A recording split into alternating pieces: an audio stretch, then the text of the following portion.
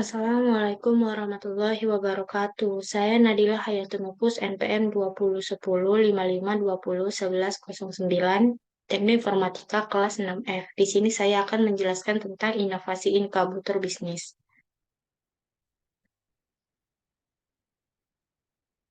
Apa itu inkubator bisnis?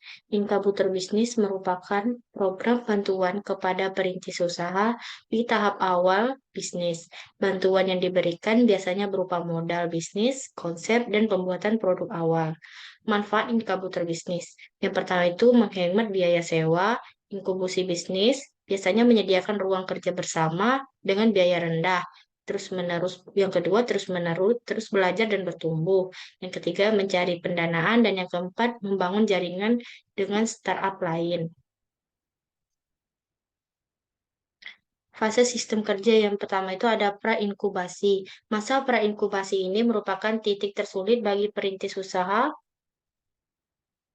rintisan. Hal ini disebabkan karena seorang wirausaha rintisan harus memiliki perencanaan ide bisnis yang matang sebelum mendaftar ke dalam sebuah inkubator bisnis. Yang kedua itu ada inkubasi. Jika telah lolos dari masa pra-inkubasi dan diterima dalam sebuah inkubator bisnis, maka seorang wirausaha mendapat pembagian fasilitas penunjang bisnis yang baik bagi ide bisnisnya. Adapun fasilitas dalam inkubator bisnis umumnya meliputi sebagai hal seperti menghemat biaya sewa dan operasional, meningkatkan fokus bisnis, relasi, mendapatkan biaya bisnis atau usaha, mendapatkan pembelajaran dan pengetahuan untuk mengembangkan bisnis atau ide usaha.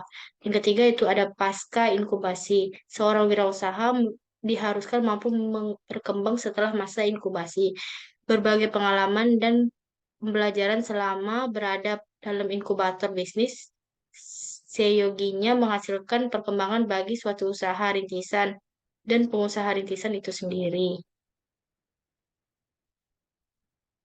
Keuntungan dan kerugian. Yang pertama ada keuntungan itu inkubator bisnis dapat meminimalisasi biaya dalam urusan perintisan usaha. Yang kedua, inkubator bisnis menjadi tempat belajar dan bertumbuh secara lebih terarah. Yang ketiga, inkubator bisnis menjadi ruang di mana perusahaan rintisan mendapatkan pembiayaan untuk usaha rintisannya. Yang keempat, inkubator bisnis umumnya mengaitkan berbagai pengusaha rintisan. Hal ini tentunya menjadi lahan relasi bagi mereka untuk saling memberikan koneksi bisnis.